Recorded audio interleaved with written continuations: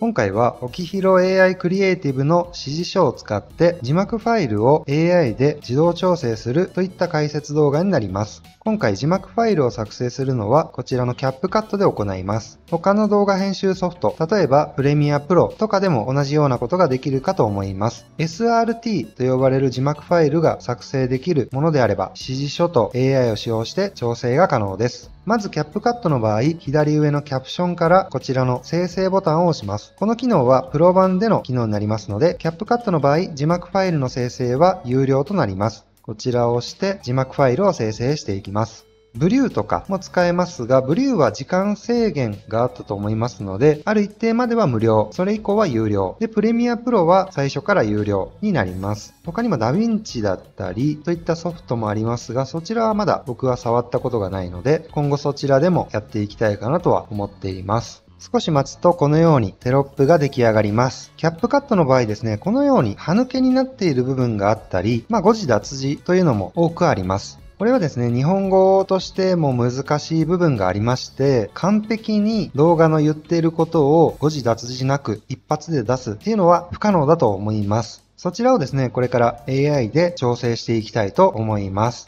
この歯抜けに関しては、これでもいいよっていう人もいるだろうし、例えばこうやって埋まってないと嫌だっていう人もいるかと思いますが、今回はこちらを埋めるのも AI で自動化したいと思います。まず、こちらの字幕ファイルを調整するにあたって、この字幕の設定ファイルというのをダウンロードする必要があります。キャップカットではこちらのエクスポートを押して、こちらの画面からこの動画のチェックを一度外してですね、下の方に行くとキャプションというのがあります。こちらでフォーマットが SRT になっていることを確認してエクスポートを押します。そしてこちらのフォルダを開くからフォルダを開くとこちらに .srt という拡張子がついた字幕ファイルが保存されています。こちら拡張子が SRT となっていますがメモ帳で開くことができます。開くとこのような内容になっています。まず連番が振られています。1、2、3、4、5とずらーっとありまして、次にこちらのタイムコードというのがあります。これは単純に時間ですね。何分何秒から何分何秒までの区間をここで設定しています。そしてそこに何を表示するかっていうのがここに文章が記載されています。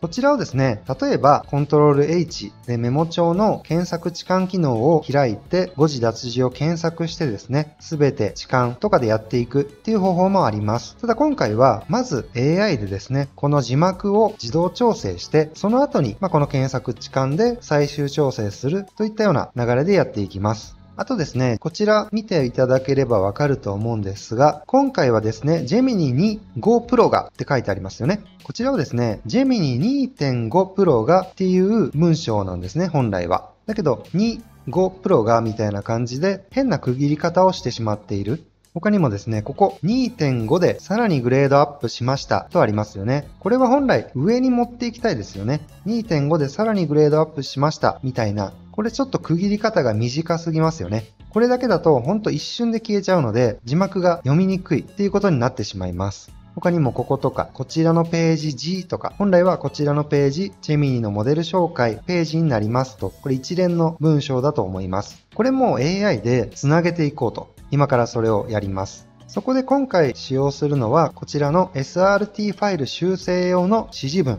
Google AI Studio のシステムインストラクションズで使用するものという前提になっています。使い方としては、こちらの指示文をコピーして、Google AI Studio のこちらのシステムインストラクションズに貼り付けます。システムインストラクションズとは、こんな感じで出力してくださいねという設定ですね。そして、ここで一つコツなんですが、この指示文の下に参考の文章を入れておきます。例えば今回の動画のテーマが Gemini 2.5 Pro の紹介という動画だったとすると、僕の場合はですね、先にこのような要約記事を作っちゃって、それを貼り付けたりしてます。他にも方法として、例えばこのような Gemini 2.5 Pro のページからコピーして参考として貼り付けておくというような方法を使うとですね、例えば字幕ファイル、ここは何のこと言ってんだろうって AI が困らないというか、参考記事を見て、あ、今回の動画の字幕は Gemini 2.5 Pro のことなんだ。じゃあそれに合わせて書こうというような考え方をしてくれるわけですね。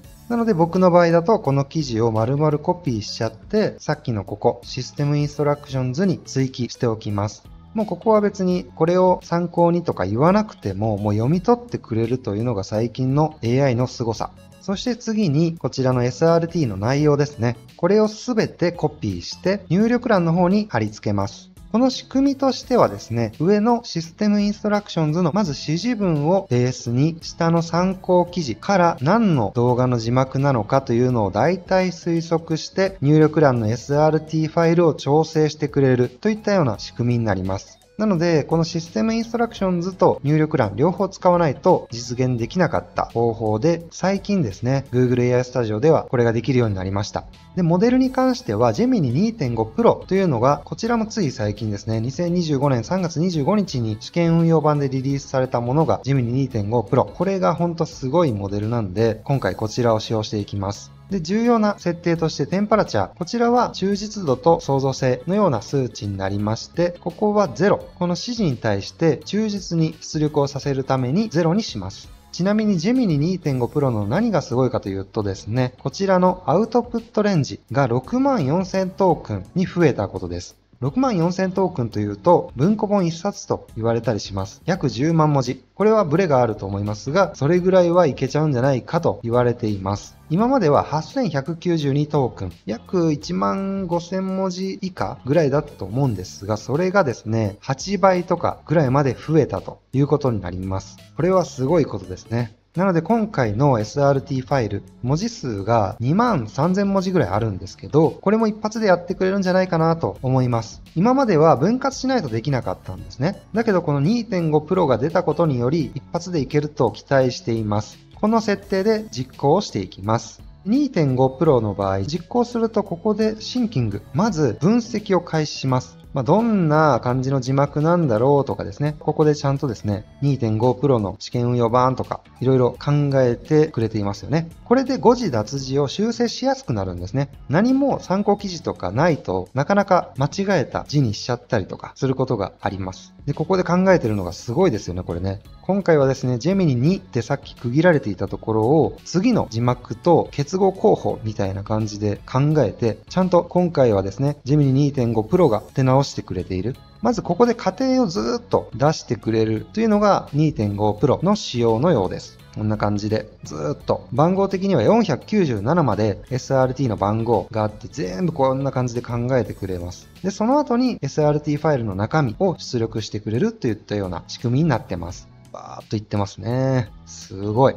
これは手動でやってたら大変じゃないですか。テロップつなげて、誤字脱字見て、修正してとかっていうのを一発でやってくれる。もうこの次に出力されるのを見るともう驚くと思いますね。おそらくこれはどこかのプラットフォームで可能なのかもしれません。今のこちらの Google AI Studio とかの API を使ってやれるところはあると思うんですが、なかなか聞いたことはないし、有料になると思うんですよね。その場合、希少だと思うんで。なので、無料でやる場合だとこうやって自分で Google AI Studio でやった方がいいと思います。カスタマイズも可能ですしね。この方がシステムインストラクションズの指示文とか記事を読み込ませてとかっていうのを自分の好みにカスタマイズできるんで、僕はこの方法が今最適かなと思ってます。字幕ファイルの調整。今もうすぐ497まで行きますね。で、AI なんで誤字脱字がほんと少ないんですよ。人間がやると見落としたりもするんですけど、ただ今これちょっと止まっちゃいましたね。ちょっと使いすぎだよって言われてる感がある。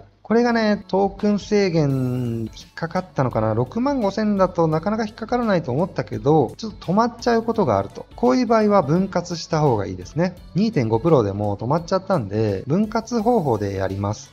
例えば字幕ファイルの SRT 連番497半分ぐらいでやってみましょうか。大体この辺で250とかぐらいでやってみるとして、キリのいいところでやった方がいいですよね。この辺みたいなこともできるようになると思いますで、ここで半分コピーしてやってみます。で、もう一回入力欄に貼り付けて、半分だったらいけるんじゃないかということで実行。で、実行するとさっきと同じようにシンキングが始まります。で、ここも Google Air Studio がちゃんと Google AI Studio に直ってますよね。参考資料の表記に合わせるってなってますよね。すごい。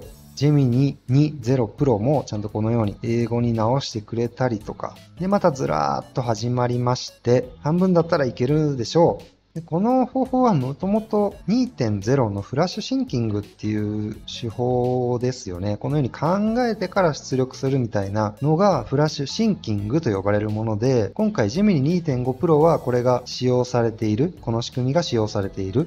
これでも全部分析しちゃったな、今。また出力止まっちゃうかもしれない。さっきとは違う形でまたなんか読み込みが変わってて、次こんな感じでちゃんと SRT が出てきました。もしかしたら今半分打ったけど、全部もう一回やり直してくれたのかもしれない。ストップしたんで。でこうやって見てもらえればわかると思うんですけど、ちゃんと文章を一つ一つですね、つなげていって、ちょうどいいとこで区切ってくれてるんですよ。句読点の点とか丸とかでちゃんとこのように短すぎず長すぎずでやってくれてる。これはちゃんと指示文に書いてあります。切りのいいところでやってよっていうのを書いてあるんですね。こんな感じで出ていってますね。素晴らしい。今回は最後まで行ってくれそう。行きましたね。ちょっと警告は出てますが、ここということで今回の動画は以上になります。それではまたというのが SRT の最後、ここですね。ということで今回の動画は以上となります。それではまた497あったものがそれぞれ結合されていって番号が154にまとまりました。これで一発で出せましたね。今までも150ぐらいは全然いけてたんですよ。ただ180ぐらいで止まっちゃうことが多かったんで、もっと長い SRT ならどうなのかっていうところもまだ気になりますが、とりあえずこれで完成ということで、こちらをここのコピーボタンでコピーして、次は新しいメモ帳でファイルを作ってですね、ここに貼り付けます。これで新しい SRT ができましたと。で、注意点として、この改行の方法というのは統一しておかないと読み込みがエラーが出たりしました、今まで。例えば、ここだけ改行が入ってる、あとは入ってないとかだとエラーが出てたんで、どっちかに合わせた方がいいと思います。ソフトによってはね、ちゃんと読み込んでくれる場合もあるとは思うんですが、今回はもう空行は一切なしということで、詰め詰めにやってますね。これで一回やって、次にですね、まだ AI を活用します。ここからさらにブラッシュアップするための指示文というので、こちらを分析していきます。その指示文というのがこの誤字チェックというやつですね。これは簡単なもので、表記揺れとか、そういったものも見てくれると。この使い方は、まず修正した SRT をすべてコピーして、こちらの指示文のですね、一番ケツ、修正対象のテキストのとこに貼り付け。で、これを丸々コピーします。で、さっきの同じチャット内で入力欄に貼り付けて、もう一回これで実行します。するとまたシンキングが始まりますね。こんな感じで指示文はこういうもんだよっていうのを見てくれて、参考の記事も合わせながら、ここはこうなんじゃないかみたいな感じで見てくれてますが、だいぶ多いですね、これね。で、このように表でテーブルで出してくれます。でも、これはですね、間違いも結構あるんですよ、この場合。例えば、記事内では2025年3月25日、動画内でもこのように言ってます。これは正しい情報ですが、2024年3月25日っていうように間違った解釈をしている場合がある。こういうのはちゃんと見ていかないとダメですね。今回ちょっと結構多いが、こういうのもどこまで修正するか。例えば、できることの幅が増えるを増えますに、ここでは文末表現の修正として出てますが、これをやるかどうかは任意ですよね。ここまでは。あとは、とかは、などはに修正とかですね。動画内で言ってる通りにテロップを出したいっていう人はこういう修正はなしで飛ばしていって、この辺もですね、作ってって記事を作ってと修正とか、読みやすくしてくれてはいます。音声とかね、音声などもですね、修正したり、一番重要なのは表記揺れ、誤字脱字ですよね。今回はあんまりないな。例えばご自身のビジネスで表記揺れが多い場合のものってあると思うんですよ。僕の場合だったら返信動画っていう動画のテーマで作成するとメールとかの返信になっちゃうことがあるんですよ。そういうのを見つけてくれるのがこのチェックですね。これはブログとかでも使えると思いますね。SRT に限らず。で、こう見ていってですね、表記揺れあんまないですね。ちゃんともうすでに直してる可能性が高い。Google を Google で検索するということに修正みたいなのもありますね。いやーもう正確に直してくれてるから、表記揺れがほぼなかったな。ちゃんと直してくれてた。ただ一個気になったのは、英語をカタカナにしてるとこですかね。ここだけちょっと見てて、バーっと見て気になりました。グラウンディング with Google 検索とあるんですが、これはですね、ここのグラウディング with Google サーチなんですね。これを知らなかったのか、ちょっとここだけ直さないといけないかなとは思いました。ここだけ手打ちで直しました。絶対に完璧かというと、それはちゃんとチェックはしないといけないと思います、最終的に。ここでチェックするか、動画の編集画面でチェックするかは好みにはよると思いますが、必ず人間の目で最終チェックは必要かなと。そうは言ってもですね、9割方直してくれてる。ちゃんとつなげてこんな感じでいい感じにやってくれてるので。でですね、これをバーッと見ていって、例えば、もうこの内容をすべて反映させてくれ、みたいなこともできたりします。この中に間違いがなければ、例えばこの日付に関しては間違えちゃってるんで、番号2番だけ除き、他をすべて反映させてくれ、みたいなこともできます。すると、すっごくいい文章にしてくれます。この中から間違いの行っていうのを見つけてですね、そこは除きすべて反映みたいなこともできます。なのですごいですよね。これをいちいち手打ちでやっていかなくてもですね、できちゃいます。今回はもうこのまま修正は特に入れずにいこうかなと思います。やってくれてますね。ちゃんと 2.5 っていうところはちゃんと 2.5 でつなげてくれてるし、他には目立ったような間違いはないかなと。よくあるのが YouTube というテロップ。これが小文字になってる場合とかもあるんですけど、ここもちゃんと直してくれてるし、LLM とかちゃんと英語とか、チャット GPT とか、その辺の表記揺れって結構細かく気になったりしますよね。動画編集のプロだったら特に Kindle 出版とか、カタカナになっちゃってる場合とかあると思うんですが、全部直してくれてますね。では、こちらを、今まだ保存してない状態なんで、保存します。メモ帳の場合、ファイルから名前をつけて保存か、もしくは初回の保存なら Ctrl+S を押すと、こんな感じで保存画面が開くと思います。ここで下のファイルの種類、テキストドキュメントではなく、すべてのファイルに変更して、例えば 1.srt とかにします。ファイル名と拡張子を .srt。これで保存します。すると、保存先に 1srt というファイルができました。これをですね、一度読み込んでみましょう。まず、この元あるテロップは全部消しちゃいましょう。この状態で新しく字幕を持っていきます。キャップカットの場合、インポート画面にこちらの SRT ファイルをドロップすると、こんな感じで読み込んでくれます。そしてこの緑のプラスマークをちゃんとタイムライン一番最初に合わせてクリックするとこんな感じでテロップが配置されました。あとはタイミングとかちゃんと合ってんのっていうところですよね。ここの間に関しては後で説明します。で、このチェック方法なんですが、この状態だと文字全然見えないですよね。なので、キャップカットの場合にはなりますが、映像と音声を分離して映像を消しちゃいます。今のはですね、右クリックからオーディオ抽出をして、オーディオと映像を分離します。プレミアプロとかだともともと分離されてるとは思うんで、この状態で映像だけを消すと、こんな感じでテロップが見えやすくなります。例えばこの辺聞いてみると 1.5 プロが2025年3月されたということで、これはですね、もうここ1なんですが、またここでグレードアップしました。合ってますね。中間あたりも検査してみます。出力をできるようになったっていうのがすごいんですよ。これはね、合ってますねと思います。また僕のちゃんと合ってるっぽいですね。全部合ってるかと言われると 100% ではないです。たまに結合した時にタイムコードをずれちゃうみたいな時がたまにあります。仕事で動画編集されてる方であれば、最後に絶対投資で見ていくと思うんで、間違いがあれば気づくかと思うレベルほど少ないですね、これは。大体合ってますね。あとはとかっていうのは消してくれてる感じですかね、もともと。合ってますね、大体どこも。もしかしたらモデルが進化したことでさらに正確度が上がったのかもしれない。で、最後、このですね。ここの穴を潰したい場合、これも AI でやっちゃいましょうということです。もうお分かりですよね。AI でこんなん一発ポンです、これは。この方が簡単。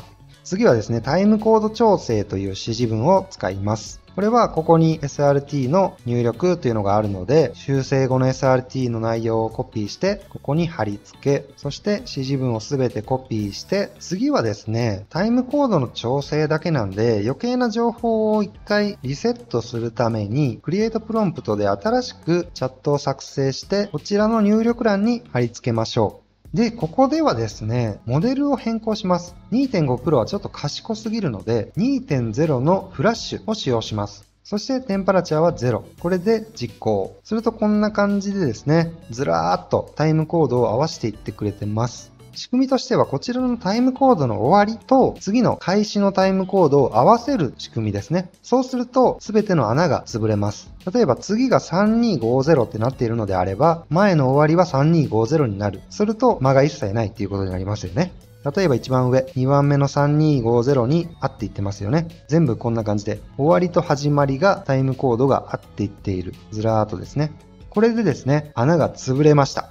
このパッと見ではわからないと思うんで、キャップカットの方で確認していきましょう。こちらをコピーして、次は違う SRT を作ります。理由はですね、一度キャップカットに読み込んだもので上書きしても、ここに一回インポートされたものは、こちらをまた読み込んじゃう可能性があるんですね。なので、ファイル名を変えるとかしないといけないんで、今回は新しくファイルを作って、次は 2SRT とかで保存します。で、保存した 2SRT をキャップカットにインポートして、古いやつはいらないですよね。こう全部削除して、タイムライン一番先頭に合わせて 2SRT のプラスマークをクリック。するとこんな感じで読み込まれました。どうでしょうか？全部間が潰れました。もうこんな感じで全部潰してくれてます。綺麗に完璧ですね。誤字脱字も修正して表記揺れもちゃんと直してタイムコードも穴をなくしてくれた。これだけで僕はですね、かなり効率化になってるんじゃないかなと。手動で全部誤字を直していくみたいなことよりもはるかに早いと思うんですよ。僕も昔動画編集者をやっていたことがあって、これを知っていればよかったなと思います。っていうか最近になってようやく実現可能になってきたんですけどね。ジェミニの2ぐらいからいろいろ可能性の幅が広がってきたなと思います。1年前ぐらいはジェミニ 1.5 かなと思うんですが、このあたりはまだね、ちょっと不安定でした。不安定というか、それでもすごかったけど、2になってめちゃくちゃ精度が上がったことで、いろんなことができるようになった。これはすごいです。動画編集者の人は、ぜひこのあたりも試してもらえたらなと思います。動画編集ってね、やっぱ単価が安いんでね、外注受けてやるとかだと。なので、なるべく効率化してスピードを速めていかないとですね、あと、誤字脱字とかのチェックミスで、ミスが多いとやっぱ信用もなくなってくるんで、そういうのもこうやって AI ツールでチェックしていくっていうのがもう主流になるかと思います。で、あと、さらにもう一つ開発したものがありまして、それは翻訳機能ですね。これも AI 使うとすごくいいんですよ。